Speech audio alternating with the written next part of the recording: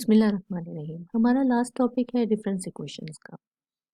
अब ऑल्दो हम यहाँ पे जो डिफरेंस इक्वेशन के सॉल्यूशंस निकालना चाह रहे हैं वो हम अप्रॉक्सीमेट सॉल्यूशन की बात नहीं करेंगे, हम डायरेक्ट या एग्जैक्ट सॉल्यूशंस की बात करेंगे, यानी एनालिटिक सॉल्यूशन की बात करेंगे।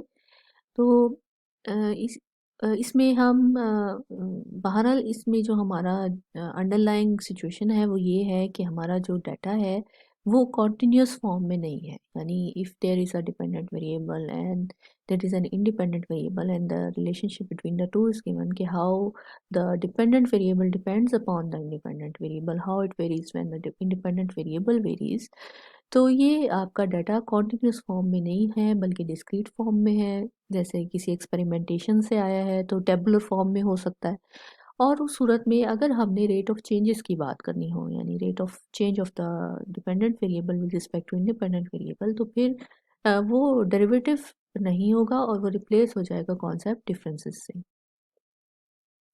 और ऐसी तमाम इक्वेशन जिसमें हमारे पास जो रेट ऑफ चेंजेस हैं वो इन्वॉल्व हैं on the basis of the discrete data, तो ऐसी तमाम इक्वेशन डिफरेंस इक्वेशन कहलाएंगी। तो हम यहाँ पर ये देखना चाह रहे हैं कि डिफरेंशियल इक्वेशन के पैरेलल उसकी जो सॉल्यूशंस हैं वो हम किस तरह से कैलकुलेट कर सकते हैं, और जो बाकी जितने भी कॉन्सेप्ट हम ओडीज में डिफ़ाइन करते हैं वो फिर डिफरेंस इक्वेशन में हम किस तरह से डिफ़ाइन कर सकते हैं। डिफरेंसेस के बारे में अगर हम बात करें तो आप कुछ डिफरेंसेस पहले पढ़ चुके हैं, आपको पता है कि there are many kind of differences, जैसे आपने फॉरवर्ड डिफरेंस पढ़ा होगा, बैकवर्ड डिफरेंस पढ़ा होगा, और इसके अलावा आपने यूजुअली जो हम पढ़ते हैं वो सेंट्रल डिफरेंस होता है। तो बहरहाल if we first start defining the basic concepts of the difference equation, जैसे difference equation क्या होती है, उसका ऑर्डर कैसे डिफाइन करते हैं, डिग्री कैसे डिफाइन करते हैं, जनरल सॉल्यूशन की कैसे बात करेंगे, और फिर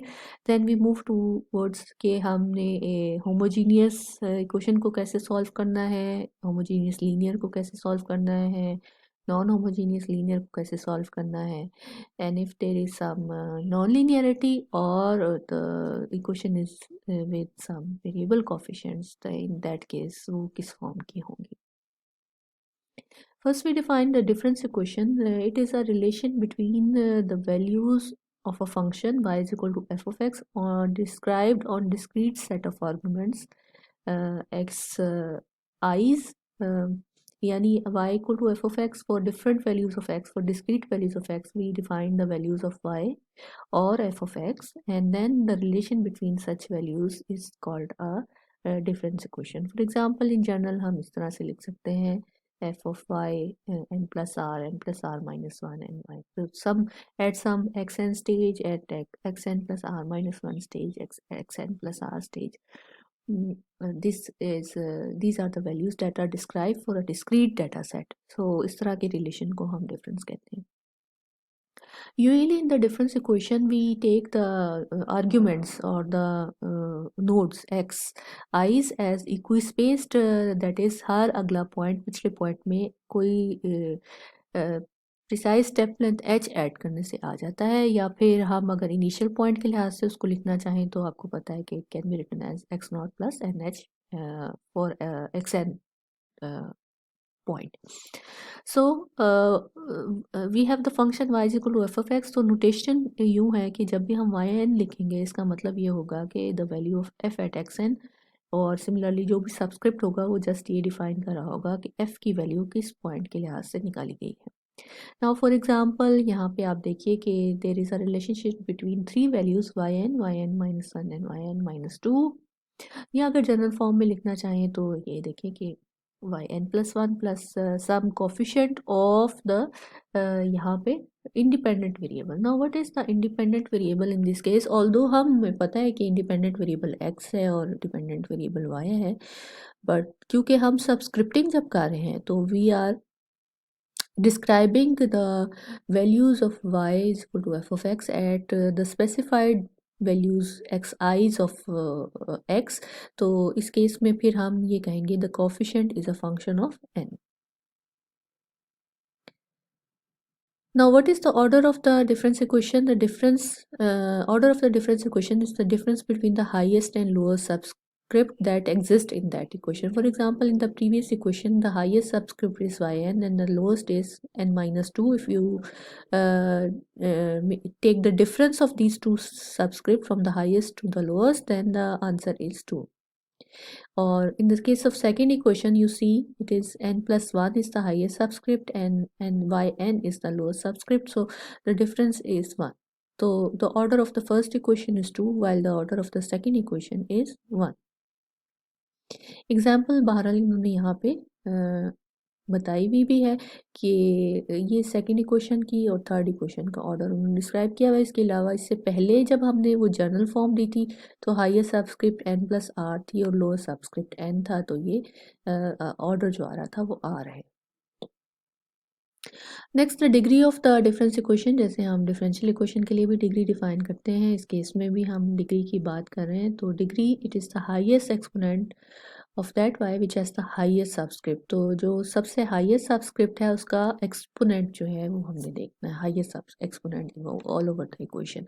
for example in this case subscript is yn, it is yn minus 2 times yn minus 1 square. So the highest subscript is yn और इसका जो एक्सपोनेंट पूरी इक्वेशन में yn का जो एक्सपोनेंट है वो 1 है मैक्सिमम, तो इसलिए इस इक्वेशन की डिग्री जो होगी वो 1 होगी। Next, the solution of a difference equation, it is the sequence of yn values for which the difference equation is true for some set of consecutive integers, and the general solution it will have as many arbitrary constant as is the order of the difference equation. तो जैसे for example अगर order 2 है तो फिर उसमें arbitrary constant उसके general solution में 2 होने चाहिए। Next we take a very simple equation and we see how to find the solution of such equations. तो find the solution of delta y of n is equal to 0. You know that it is the forward difference operator और इसका मतलब ये है कि the difference of one step forward value minus the same value. Given that y naught is a constant. तो हम इसको forward difference को खोलते हैं तो हमारे पास आएगा yn प्लस 1 माइनस yn। एक सबस्क्रिप्ट पीछे जाए तो ये फिर yn minus 1, so we go keep on solving this and moving backward until हम कहाँ पर पहुँच गए हैं y1 माइनस y0 पर। और फिर y नॉट किसके इक्वल है, ये कांस्टेंट के इक्वल है, इट इज़ गिवन, तो y1 भी कांस्टेंट हो जाएगा। अगर y1 कांस्टेंट है तो पिछली इक्वेशन से फिर y2 भी हो जाएगा और consequently yn is also a constant. तो yn is equal to 1 constant is equal to the general solution, because you see that in this equation the order of the equation is 1, तो उसके general solution में एक ही arbitrary constant आ रहा है। And next is a relationship. It is not a solution of a difference equation. It is a relationship between the shift operator E and the forward difference operator delta. E is a shift operator and it is defined as E of yn is equal to yn. And shift actually shifts the value one step forward.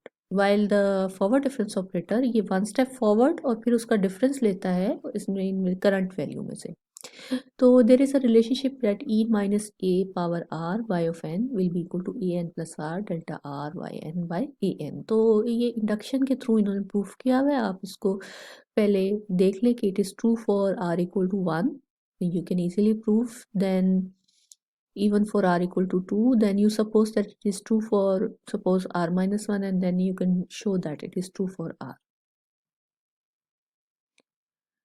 Next we have delta inverse f of n is equal to zn, if then zn can be written as summation fi values from 1 to n minus 1 plus c.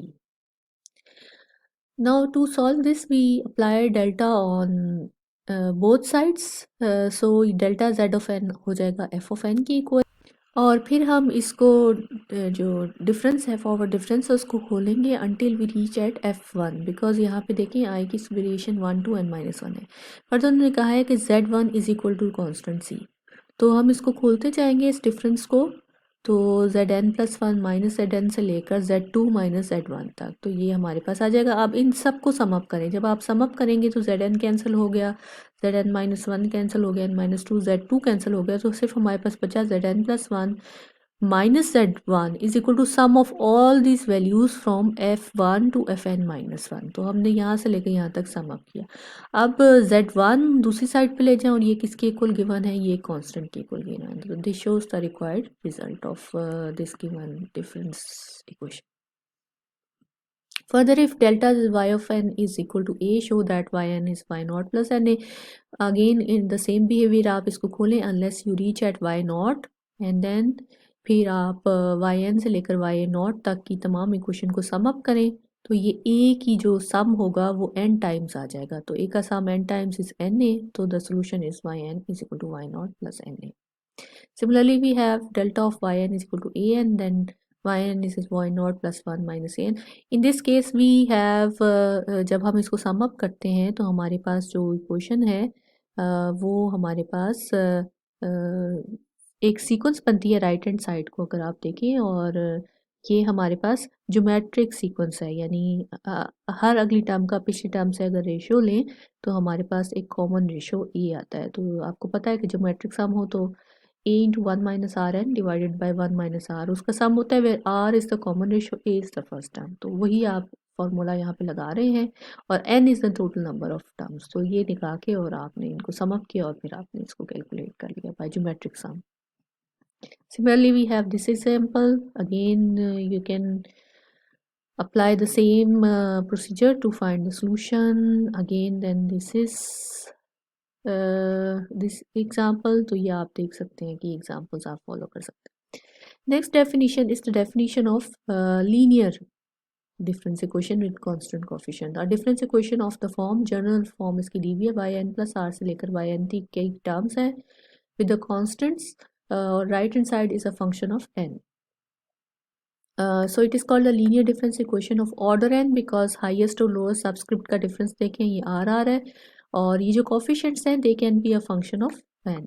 So they can be constants, अगर constants हो जाते हैं तो ये constant coefficient होगी, और अगर they are a function of n then it is with variable coefficient। If the right hand side f of n is 0, then in other words there is no explicit terms which involve only the independent variable, then it is called as homogeneous equation, otherwise it is called a non-homogeneous equation।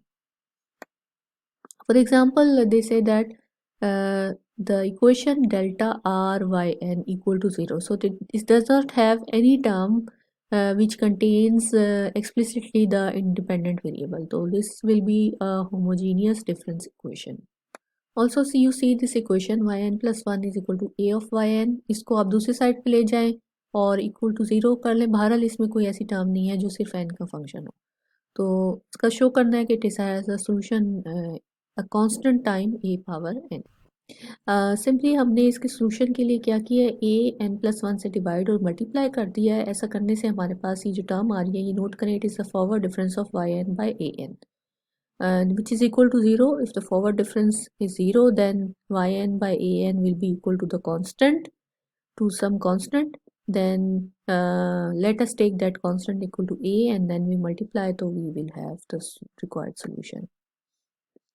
Similarly, अब next हम ये देखेंगे कि अगर हमारे पास homogeneous linear equation हो तो फिर हम उसमें solution कैसे find कर सकते हैं।